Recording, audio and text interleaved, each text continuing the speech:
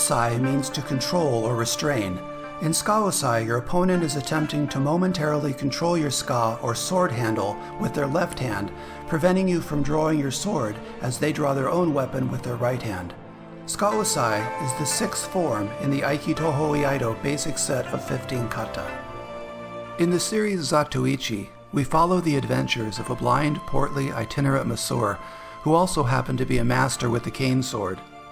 The second episode opens with a boat full of people ready to leave shore when an entourage of samurai approaches demanding to use the boat. After a small gesture of contention, the passengers disembark and the samurai push off. A bit away from shore, they realize that Zatoichi is still sleeping on the floor of the boat. Without any apparent concern about the fact that he's blind, the leader smacks him around a little and prepares to toss him over. As he's pushed overboard, Zatoichi grabs the handle of the samurai's sword, draws it out, and slices him across the cheek. It takes a moment for the samurai to realize he's been cut, and a few moments more to realize that it was with his own sword. This illustrates just one of the dangers of allowing an opponent to gain control of your sword handle. Zatoichi swims underwater to the shore, and after a brief nap to dry out, makes his way to town. While relieving himself by a wall in an alley, he's approached by a neighboring innkeeper who needs a masseuse for a wealthy client.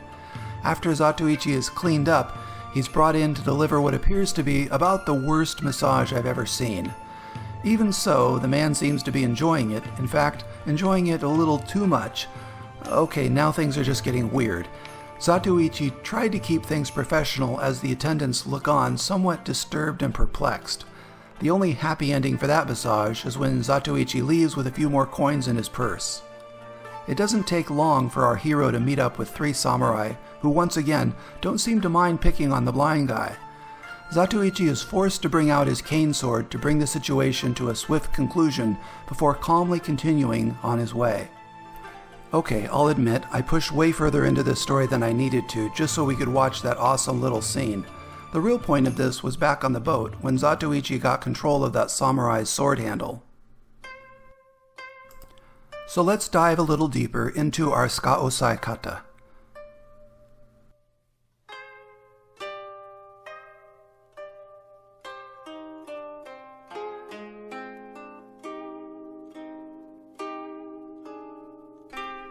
Let's slow this down. As your opponent grasps your ska with his left hand, grasp the handle from underneath with your right hand and thrust slightly upward into his lower ribs. Then draw your foot back and circle counterclockwise over his forearm, rotating the edge of your sword down to apply nikyo. Draw your left heel next to your right heel and draw your blade toward the left side of the opponent's body. Step your left foot forward, then your right foot, and perform kesagiri, cutting from right down to the left.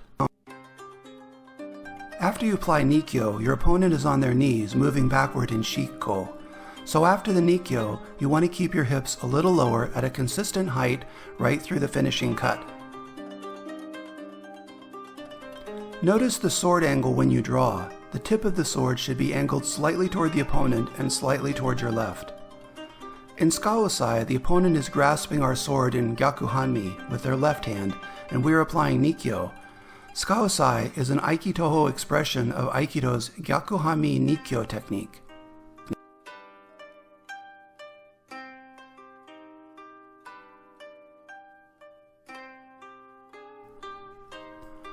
From the point that we apply nikyo, our opponent is on their knees, so our final kesagiri to the side of their neck is low, and our stance needs to be a little wider. In general, when the sword is high, your feet are closer together, and when your sword is low, your stance is wider. Begin by advancing your left foot, then advance your right foot, thrusting your pommel or skakashira into the opponent's ribs. Draw your right foot back as you circle over the outside of the opponent's forearm to apply nikyo. Draw your left heel next to your right and draw downward toward the opponent's left side. Advance your left foot, then your right foot, and finish with kesagiri, cutting from your right down to your left. Once more from the side.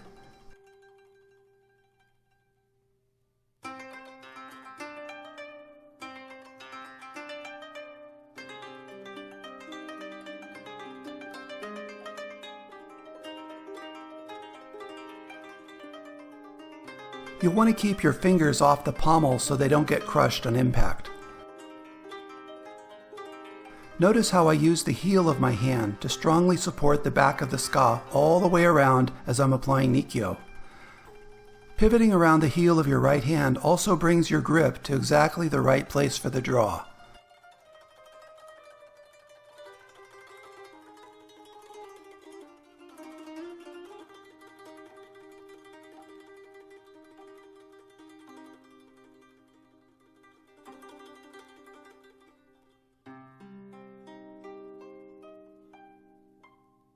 As you draw your left heel back, also draw the saya back as you draw the sword.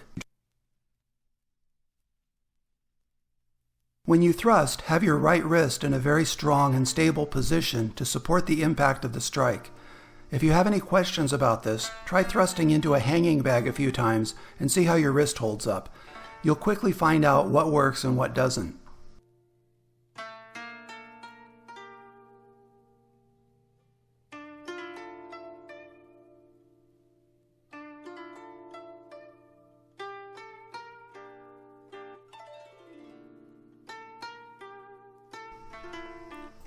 Lower your hips to apply nikyo and remember to stay at the same height through the final cut.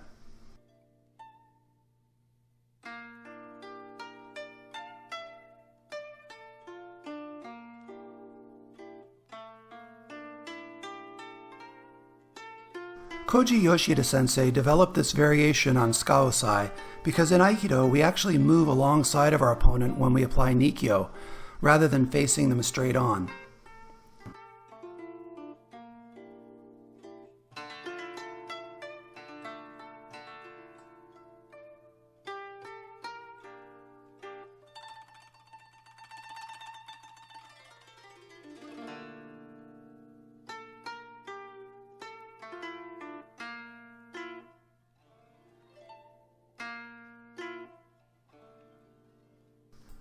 There are other Aiki Toho forms of gyakuhanmi nikyo as well.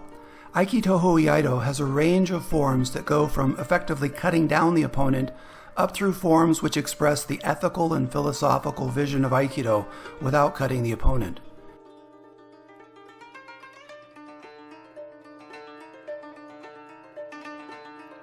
The basic level of expression of nikyo here simply cuts the opponent down. This would be considered satsujinken, or killing sword.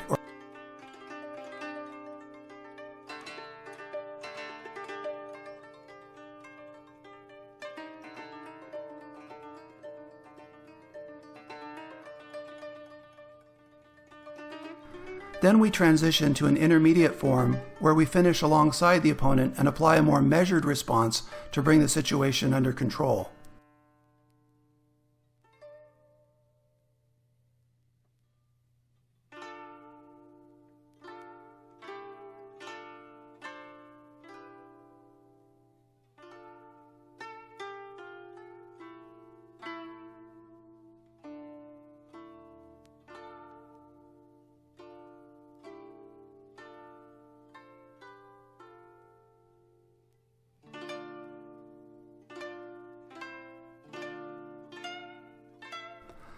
The highest level is Katsujinken, the life-sparing sword. There's a feeling of safely guiding the opponent's actions without blocking or resisting. Sometimes this means stopping the sword a hair's breadth from finishing the cut. Sometimes it involves cutting in the empty space between ourselves and our opponent rather than cutting the opponent. Sometimes we place our hand on the back of our sword and use it to guide the opponent. This level of expression describes a path for individuals and society toward compassion, mutual acceptance, and peaceful coexistence. What is the purpose of a technique like nikyo, or any other Aikido technique for that matter? Is it to hurt or punish the opponent into compliance? At a basic level, the sword is designed to cut down an opponent and finish them. Similarly, our Aikido is based on atemi, or striking down the opponent and finishing them. So the real reason for our Aikido techniques is to prevent us from having to do this kind of thing. They allow us a way to mitigate what might otherwise be a lethal situation. We should use our techniques as a way to instill in ourselves the spirit of acceptance and forgiveness, ridding ourselves of the desire to defeat others or to cause harm. When people use Aikido techniques to injure or punish, they are not understanding the purpose of the practice. I don't think you can really call that Aikido. You should always try to apply techniques in a way that protects your opponent and allows them to continue without injury. That is Aikido.